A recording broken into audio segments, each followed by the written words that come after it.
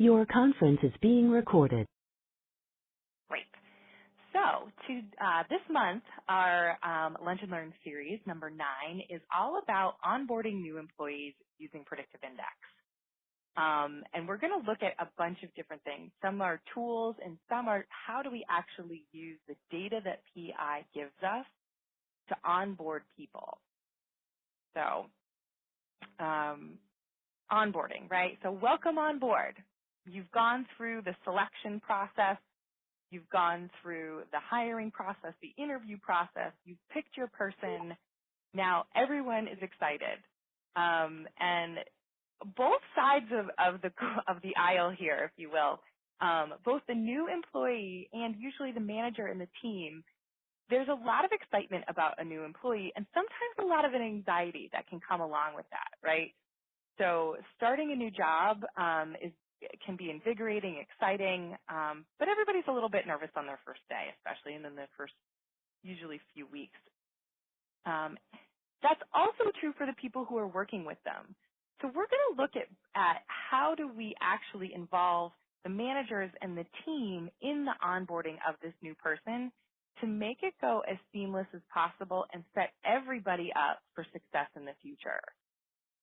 So one of the big things I want to point out, so we're going to look at the steps to impactful onboarding using PI. And I'm going to give you a little hint. It's not just new hire orientation. A lot of times, and we're so busy, there's so much going on, and people who have a new hire orientation process at their company sometimes kind of let the onboarding stop there. And new hire orientation is great. That's the kind of nuts and bolts of here's where you park, here's your computer, this is how this works, here's tech, these are how the phones work, whatever it is.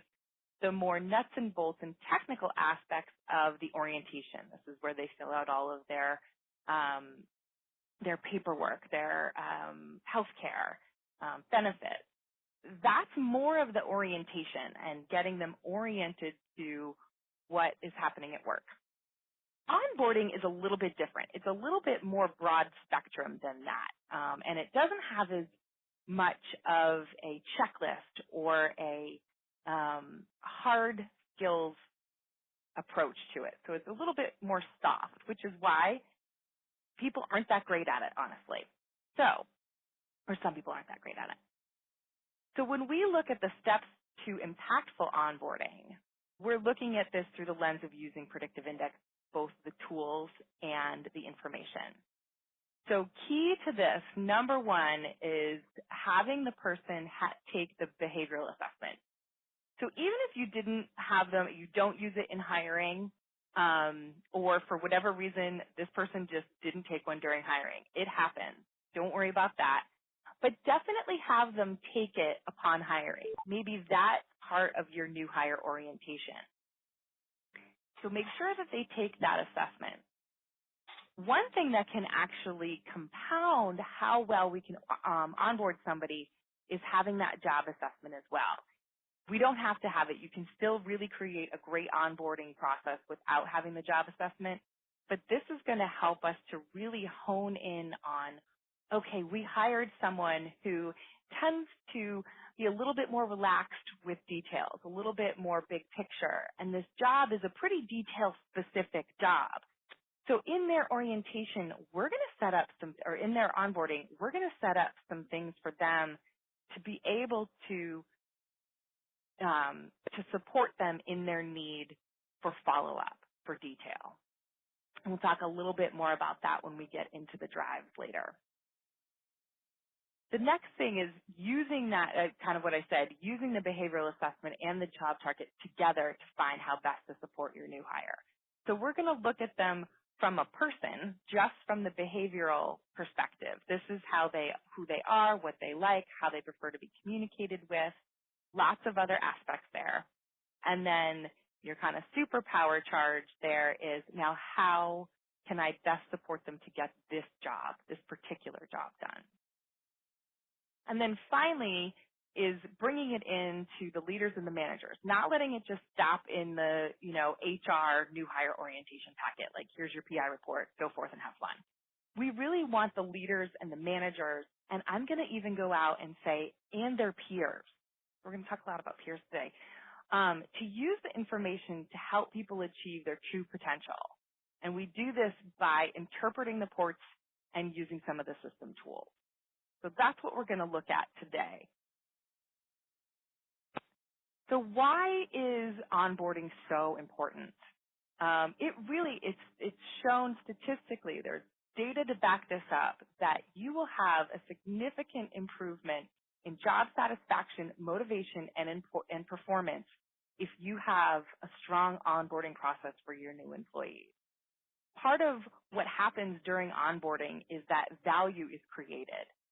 So if you have a strong onboarding process that is tailored to who this person is and what their needs are, they're going to feel valued from the second they walk in the door. Now, we all know or have known someone who started a job or worked at a company where they walked in, they filled out some paperwork in HR, their manager met them, they sat in a cube, and they basically sat there their whole day, their whole first day, not really knowing what to do, possibly even their first week or their first month. That can put a big damper on the excitement and enthusiasm, which is the number one resource, right, for a new employee. They're really excited to be there and do things. That's that motivation that you want to capture right from day one. So creating an onboarding process is really going to show big improvements in satisfaction, motivation, and performance. How does that happen? So most of you on this call, I can only assume, are pretty well versed in PI. And you know we talk a lot about drives, needs, and behaviors.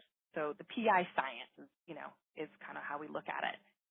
We're going to use their core drives, which then lets us know their needs and their predictable behaviors, to let us know before we even start to work with them, how is it going to be to work with this person? What are they going to need day one? Are they someone who is going to need a lot of structure and detail? Are they going to need a planned out training with a checklist? And who do they go to know who's who? Do they need that kind of structure?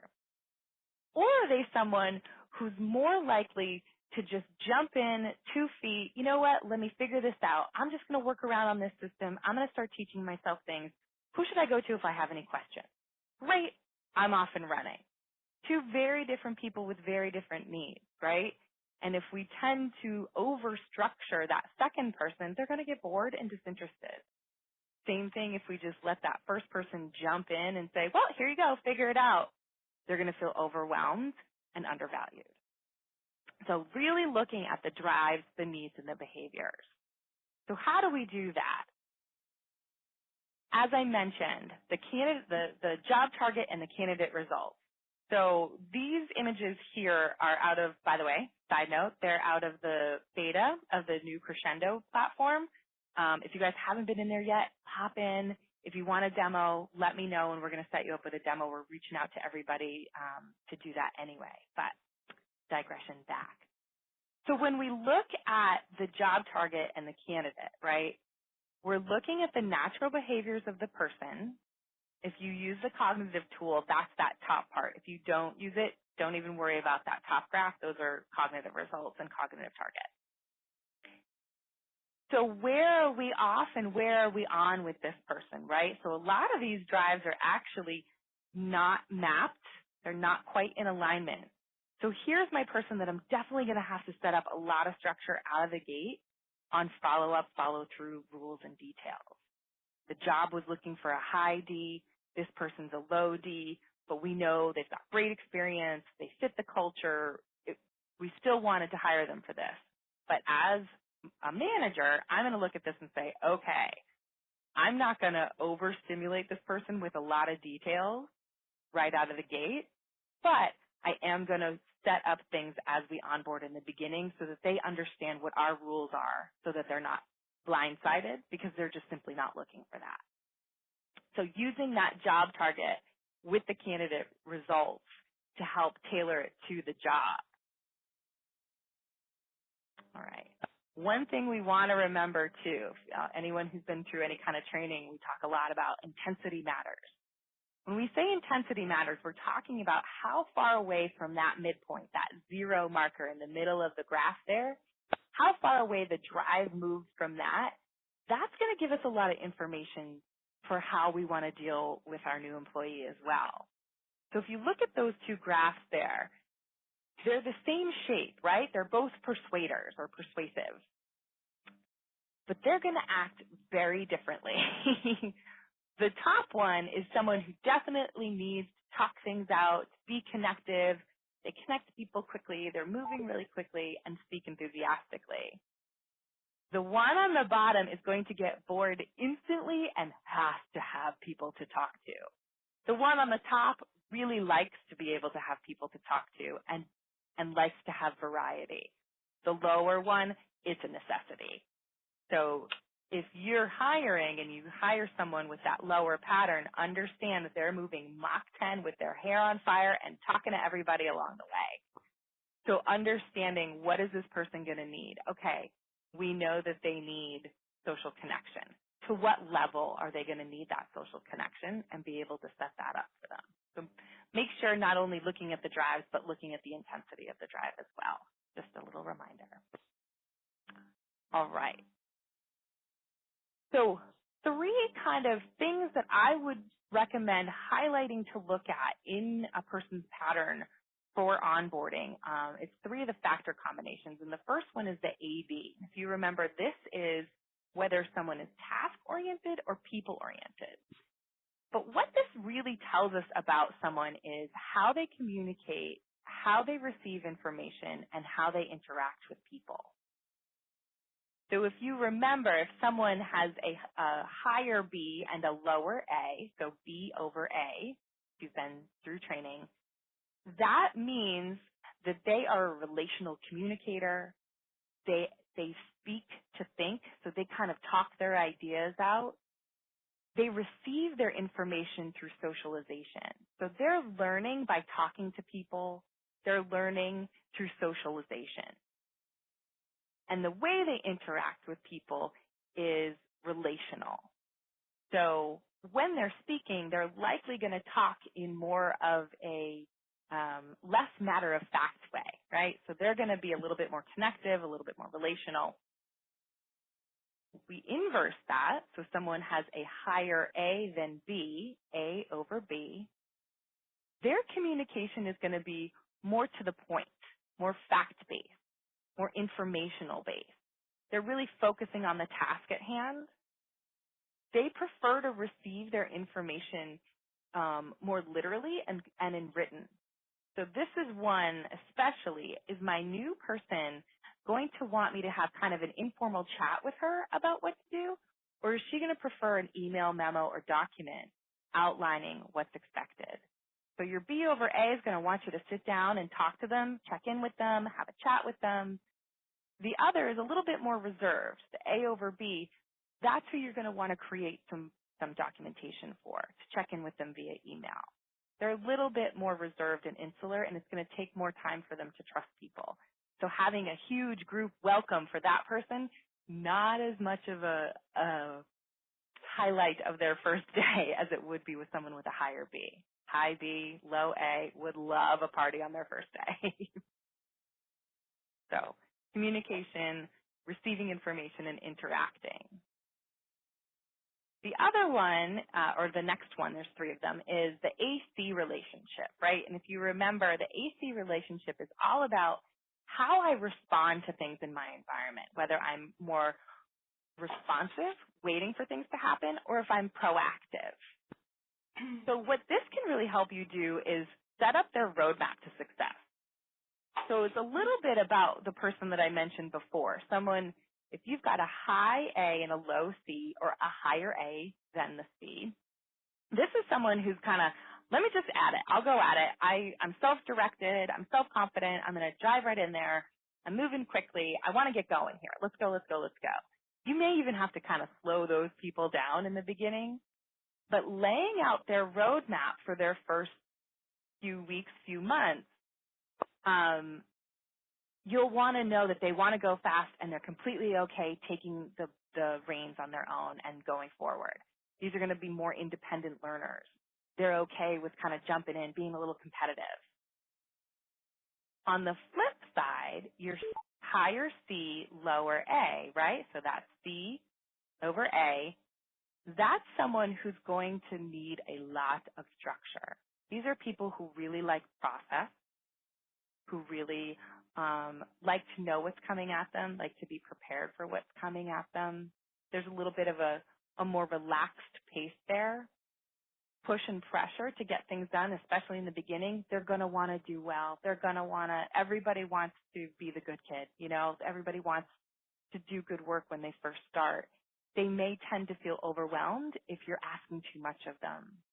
This would also be someone to check in with on a regularly scheduled basis. So your C over A, set up check-in meetings during the onboarding process. Do them one-on-one. Ask them how things are going. Put a little structure or process in with it. And then our kind of third big one is the AD. And this is where we look at risk, detail, what kind of encouragement I need. So someone who has a higher D than the A, they're going to need a lot of detail, a lot of instruction, a lot of clear instruction. So again, this is someone you definitely want to create an onboarding plan, an onboarding document, giving them the document on their first day. That's going to have a calendar in it. This is what you're going to be expected to learn. This is by when you'll need to learn it. These are your resources. If you have questions, these are the people to go to. Here's when we'll check in about this. So clear direction giving, and they will take what you say quite literally. So knowing that sometimes we forget there's things that we do in our day that we just sort of assume. Not a lot of assumption with this one. You need to be very clear. Flip side of that, if you've got higher A and a lower D, this person does not want to be bogged down with your list. This is someone who's ready to go. If I mess up, we'll clean it up. Not a big deal. I need the freedom to be able to take risk. I need the freedom to be able to be a little bit more creative. So let me know where I can get started. I'm just going to jump right in and get going here. If there's something I need to know, I'm going to come ask you. So two very different. And the types of encouragement that they need is that higher D, lower A. They are so committed to precision and doing a good job for you that they need the feedback of, great job on that. That's excellent. The other person might not need really that much encouragement that way. They're kind of off on their own, and they'll sort of know if they're winning. So 3 good places to look when you're setting up that onboarding are the AB for communication, the AC for the roadmap, and the AD for the information and documentation. All right. So obviously things to remember about PI. There's no good or bad PI.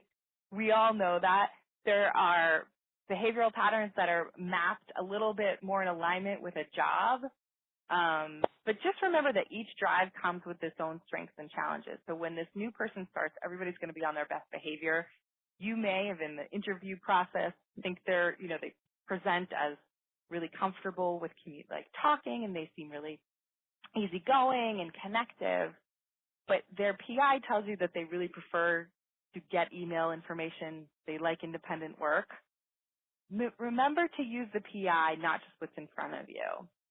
And also remember that it just measures one aspect, so there's going to be a whole lot more. Even if 2 people have the same pattern, there's going to be slight variations in this based on all the other parts of who they are. But this can give you a pretty good roadmap as to where to start on how to communicate, how to roadmap their planning, and what type of information to give them. So, support. Everybody who starts is going to need support. We tend to think it's all on the manager. And this is where I really want to bring in the idea of letting your team know, especially if you have a really tight-knit team, letting your team know who the person is before they get there. it may actually be, depending on people's patterns, that one of their peers is actually going to be their best onboarding buddy. It may just align better to have a peer be the one that communicates things to them or educates things or gives the information. It doesn't always have to rely on the manager. But really involving the team in, hey, this is who our new person is. This is what they're going to need. Eventually, you'll share with that new person who everybody else is as well, kind of let them get in and get going. But having the team know who they are so they know either not to bombard them with everybody running up to them, hugging them on the first day, or having everybody run up and hug them on the first day. So knowing what right support from both a manager and team aspect. One of the really great ways, there's a new tool in the new Crescendo beta system. It's the management strategy guide. So here's an actual tool that's going to lay out in very specific terms what this person needs to be successful from a manager or from other people. So this is a really important tool to give your managers about their new people. They don't have to share it with the person. This is just for the manager to look at it to see, okay, this is someone who I need to give them work that involves frequent contact with other people. They need supportive, encouraging, and collaborative peers. Okay, great. They need face-to-face time so they can talk things through and gain buy-in. And this is someone who wants to communicate verbally rather than via email or in writing. So everything that we just went through, if you've been trained or you know PI, though you can pick up on that, but you can still use this to help someone do the onboarding without having been trained in PI. It's going to lay it all out right here for you. This is what that person needs, and then you can help them build the onboarding strategy from there as well. The other thing, obviously, your Predictive Index behavior report. This help, like having people know, share these, have the group share them, have, maybe when the person comes on board, you're going to do that read back probably during the orientation part of it. Someone's going to give them their PI report, give them their read back, their feedback. Allow them during the onboarding time to then meet with their manager and their peers to learn about their PI, to say, hey, we got to know who you are a little bit. This is who I am. This is how I like to communicate. You can share placards with each other on their first day. There's a lot of creative things that you can do about how to share this information. Maybe not the first day. Maybe let them get a little settled before they get all of the information about everybody. But over time, really having everybody kind of share their report with each other to give that insight. It's just instant, and it lets you be able to work with people naturally faster. As always, we want to focus on that self pattern because that's what comes naturally. That self-concept, especially if they're new, don't even bother looking at it. It's from their old job, and that's going to shift while they get used to your team. And it helps the manager get better aligned. So it's really important earlier than later in the onboarding process that the manager and the new employee sit down and share their patterns with each other. If the managers are trained in PI, we usually recommend that in that readback within the first week or two, that the manager share their pattern with the person to say, this is who I am as a manager, put it right out there, make it super transparent. There's nothing wrong with, who anybody is. This is how this comes out, and then talk and do the readback about theirs. Whew, yeah. All right. So 15% of employees say the lack of an effective onboarding program aided in their decision to quit. That's not a small number. We really need to remember that beginning part of when somebody joins is what's going to set the tone for them for a lot of their employment life at your company. So just sending them off on their own, thinking that they're getting what they need usually doesn't work. Really working these onboarding processes will get you so much more on the back end. It's one of those situations where it's a little bit more work up front, but the benefit will just tenfold come out in the end. So how, there's a document in Catalyst about using the PI in the employee life cycle. And the onboarding process is the beginning of the inspire portion, what we kind of call the inspire portion.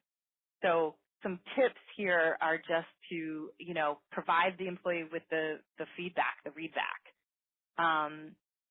One thing I think is great is to conduct a PI overview presentation. There are videos in Catalyst that you can use. We have some of the links, the links that you can use outside, so you don't have to be a Catalyst user. If you want those, I can send you the link for that. We can also do a customized one for you and your team. So if you've got some new people that started, we'll do a little webinar for you, just like this. We'll record it and send it to you guys so that you can play that for them, for your new employees whenever they start. So we're happy to either do the custom one or the one that PI's created. If there is anybody that you talk about new workshops, but down in section 2, I think, is a really important one, determining who's the best person to deliver the onboarding experience in the immediate and long term. I don't think a lot of people think about that. So I just want you to kind of start understanding that sometimes it's not the manager that's the best one to be in charge of somebody's onboarding, and really looking at both skills and behavioral tendencies on who that best person might be. All right. Finally, training resources. That's me. That's my phone number. That's my email. You guys can have me whenever you want, for whatever you want. The next Lunch and Learn, May 24th. Sorry about the date screw up on this one. We've switched our email system. That won't happen again. Again, like those recorded webinars, we can do custom webinars anytime, in-person sessions. You've got me. You've got the client success team. Some of you probably have been hearing from Amy. And then there's all sorts of document resources both in Crescendo and Catalyst. And if you want one of us to kind of walk you through what's cool, what's new, and what might be useful to you, just send me an email or give me a call and we'll set up a time. All right, I'm going to stop the recording now for any questions. Thanks, everybody, for showing up today.